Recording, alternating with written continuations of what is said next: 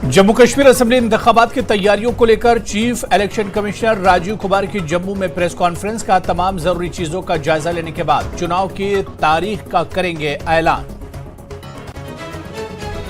Election commission से दिल्ली से भी एम फॉर्म हटाने की मांग। IAKS के सदर डॉक्टर रमेश रैना और रूट इन कश्मीर के तर्जुमान अमित रैना ने जम्मू और उधमपुर की तर्ज पर एम फॉर्म हटाने का किया मुतालबा।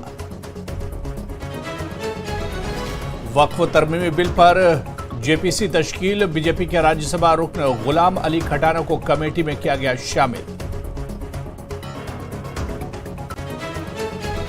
वक्फ तरमीमी बिल 2024 जम्मू कश्मीर के मुसलमानों के लिए तशवीश का बायस। श्रीनगर की तारीखी जामा मस्जिद से मीर वाइज मौलवी मोहम्मद उमर फारूक का खिताब।